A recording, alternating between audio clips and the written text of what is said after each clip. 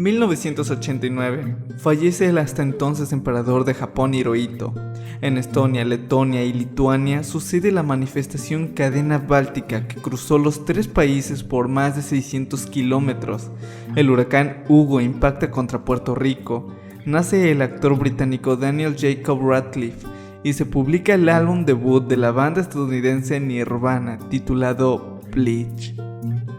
La joven banda Nirvana, que contaba con un baterista nuevo, Chad Channing, después de haber experimentado la salida de dos anteriores, y con un sencillo titulado Love Boss lanzado en noviembre de 1988, con tan solo 1000 copias, que contenía en el lado A el cover Love Boss de la banda de Shocking Blue, donde variaba ligeramente la letra y con el ritmo completamente alternativo, y como segunda canción en el lado B lo que sería la primera composición propia de la banda titulada Big Cheese, deciden comunicarse con el mismo sello discográfico, en aquel entonces independiente, Sub Pop, con quienes publicaron su single inicial para dar comienzo a la grabación de su primer álbum de larga duración.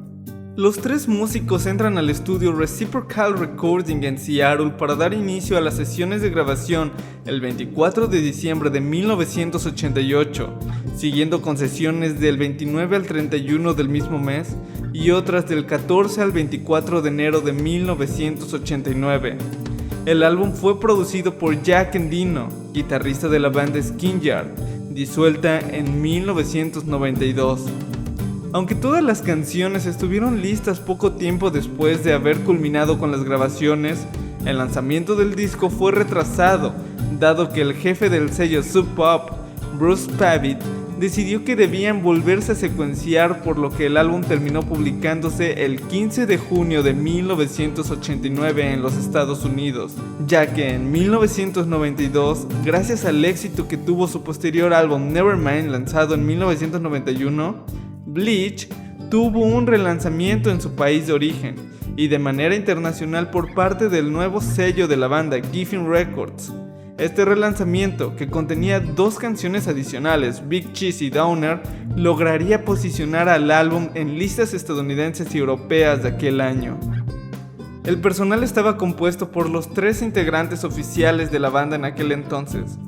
Kurt Cobain en la voz y guitarra, Chris Novoselic en el bajo y Chad Channing en la batería, a excepción de las pistas Floyd the Barber, Paper Cuts y Downer, que se incluyó en la versión del disco lanzada en 1992, ya que dichas canciones se grabaron en enero de 1988, cuando aún contaban con Dale Crover en la batería, porque esta se mantuvo en original sin regrabarse por Chad.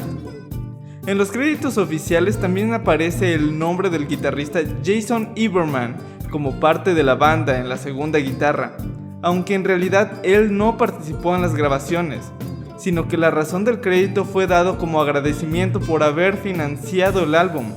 pagando la cantidad aproximada de $606 que facturó en total el productor Jack Endino. No obstante, Iberman sí participó tocando otra guitarra en eventos en vivo con la banda, siendo él el segundo guitarrista que se ve en la portada del álbum. El álbum originalmente contaba con 11 canciones: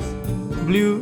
Floyd the Barber, About the Girl, School, Love Boss, Paper Cuts, Negative Creep, Scoof, Swap Meat, Mr. Moustache y Sifting,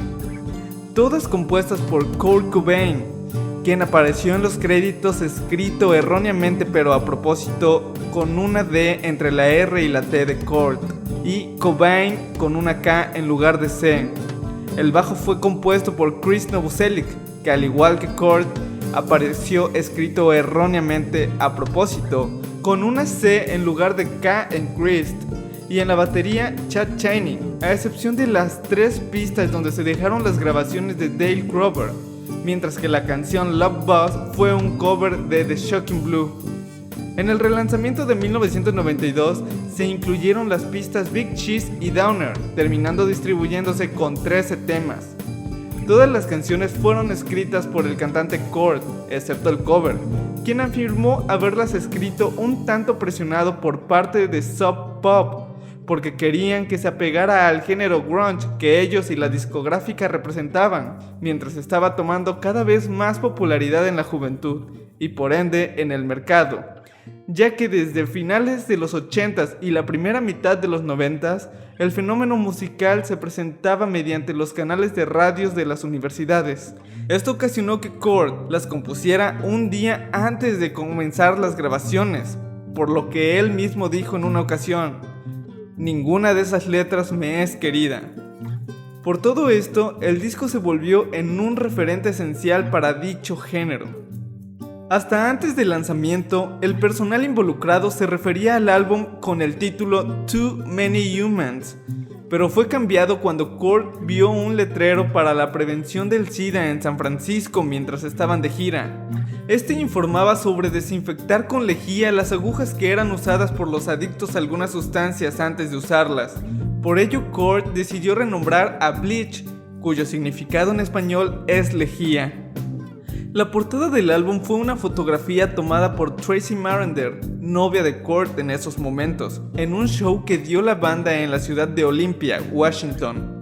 En la imagen se muestra a los 4 músicos, Chris, Kurt, Chad y Jason, mientras ejecutan sus respectivos instrumentos con los rostros completamente cubiertos por el cabello debido al movimiento. La foto se imprimió en escala de grises, pero con los colores invertidos, dando como resultado las zonas oscuras en los lugares claros y los más iluminados en negros, y con 2 franjas negras, una en la parte superior donde contiene el nombre de la banda y la otra en la parte inferior para el título del álbum, con letras blancas en mayúsculas. La portada fue coloreada y las franjas se volvieron de color blanco y las letras de negro cuando en 1991 se puso en venta por segunda vez en Australia.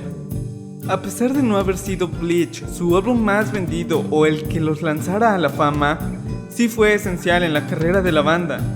ya que con Bleach, Kurt y Chris pudieron reafirmar lo que en realidad querían como artistas y con la banda.